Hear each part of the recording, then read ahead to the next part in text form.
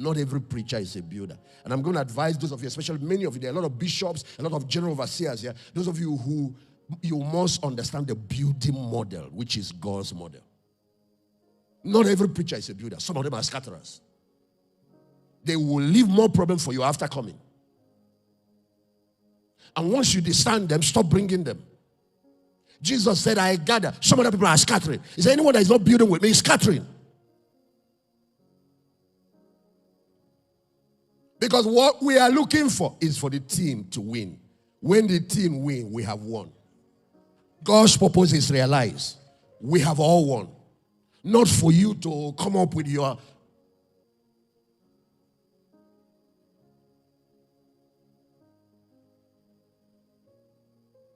And they are great Americans. They've gone around the world, helped. T.L. Osborne came here, lived in Kenya, facilitated this move, raised Papa Idahosa here for us. Great players, great coaches, great mentors. We have had British people like Pa Elty who came here, literally died here, buried here.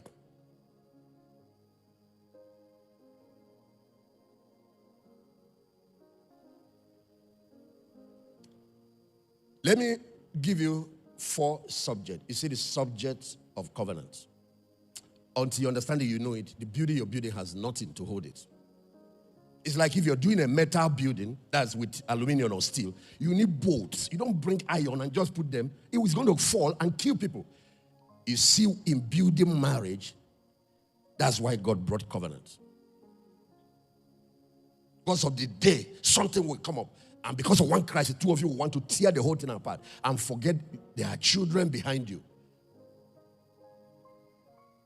He built it on covenant. God builds with revelation. When people lack knowledge, they have a problem.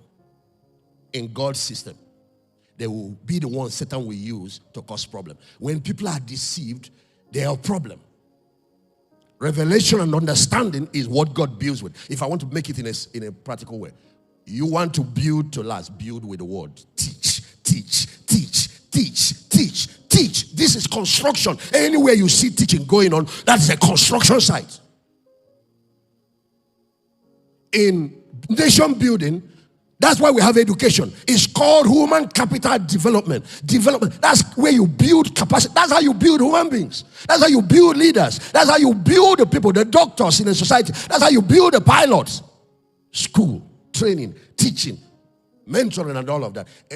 If you want to build, you build with the word. You see, miracles are the attraction, marketing. They are not building. So some ministries run on prayer, miracle services year to year. You are not going anywhere. The day of trial, you will vanish. Because where there is no knowledge and understanding, there is no resistance against Satan.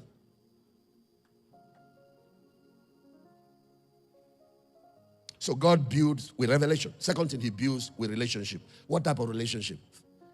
Covenant relationships. Where there is no covenant, even the relationship is fragile. Can you imagine like marriage? People still fragment marriage even after oath. So that's why he brought those 12 men and brought blood and made all of them drink it and gave them his flesh to eat. And with those 12 men, he laid the foundation of the church. This is why we serve communion. It's our own blood drinking. You don't see witches fighting in the public. You don't see Ogboni people fighting in the public. You don't see Rosicrucian fighting in the public. You don't see the deep states fighting in the public. They have something that holds them. It's covenant. This is Satan's kingdom. He copied it from God. But you see believers fighting each other, messing up the whole thing. It's because we have not taught them covenant and we have not understood the power of that level of relationship. That's why people betray each other, do all sorts of things. Church should be the safest place to belong to. It's a city of refuge. It's that place. Enemy has been pushing you. You run there. You find security. You find a family.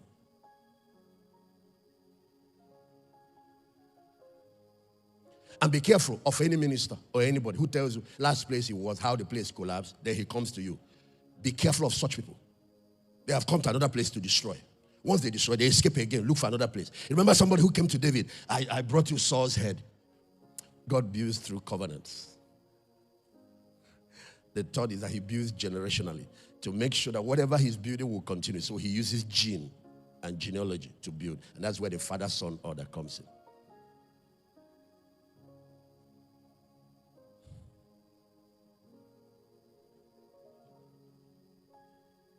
Fatherless generation, forget about it. They will never return from the battlefield.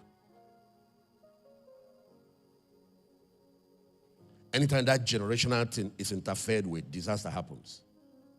Look at what the spirit of Elijah does. And that's the spirit that prepares the way anytime the Lord is going to come. Before his first coming, that spirit of Elijah functioned through John the Baptist. Now, his second coming is going to function again. What is one of his functions? To turn the heart of the fathers to the son, and the sons to the father, lest I smite the earth with a curse. Because disaster follows wherever that thing is tampered with. If we want to see the last days move of God, this is one of the things we need to teach like this to bring about that healing. Because it's one of the relationships the enemy attacks.